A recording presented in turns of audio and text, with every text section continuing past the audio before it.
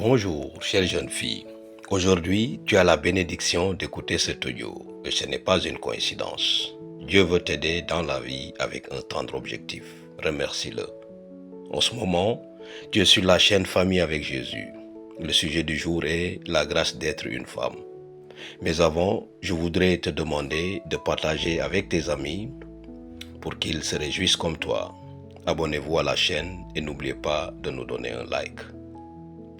Ève signifie mère en grec, car elle a été la première femme. Lorsque Dieu créa Ève à partir d'une côte d'Adam, il lui donna ce nom et lui adressa des paroles poétiques.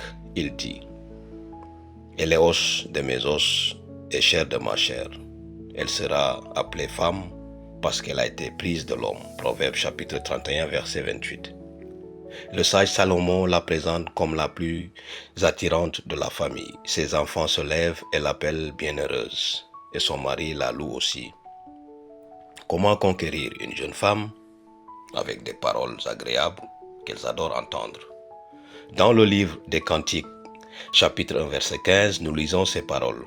« Voici tu es belle, mon ami, voici tu es belle, tes yeux sont comme des colombes. » Ce sont des mots flatteurs qui peuvent changer la vie d'une jeune fille en quelques secondes.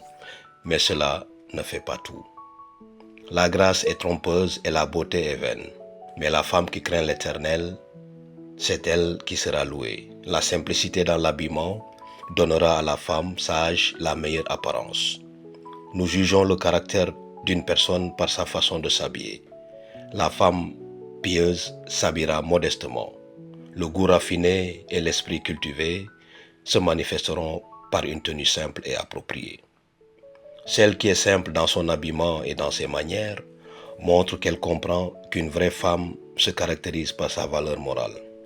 Telle est l'importance de la simplicité dans l'habillement, qui peut se comparer à la grâce des fleurs des champs que Salomon, dans toute sa gloire, n'a pas surpassé.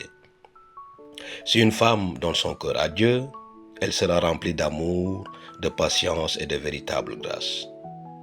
Une jeune fille comme toi a été visitée par un ange qui lui a dit « Salut, très favorisée, le Seigneur est avec toi. Béni sois-tu entre les femmes, ne crains pas, car tu as trouvé grâce devant Dieu. » Luc chapitre 1, versets 28 et 30. Aimerais-tu épouser un roi? Ne doute pas. Abigail ne s'y attendait pas et Dieu a changé sa vie. Elle s'est mariée avec le roi David. Parce que Dieu était avec elle et qu'elle était avec Dieu. La piété d'Abigail, telle la fragrance d'une fleur, s'est manifestée inconsciemment en foi, en parole et en action. L'esprit du Fils de Dieu habitait en elle et son cœur était rempli de pureté, de bonté et d'amour sanctifié. Sa manière de parler, assaisonnée de grâce, était remplie de bonté et de paix. Elle répandait une fragrance céleste. Il a été captivé par sa simplicité et sa grâce.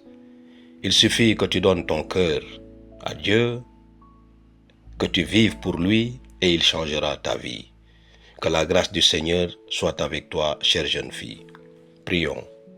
Père bien-aimé, nous te demandons une bénédiction pour chaque jeune fille. Aide-les à prendre la meilleure décision de leur vie et à remettre leur cœur entre les mains, tes mains, pour que tu les aides. Au nom de Jésus, nous te le demandons. Amen.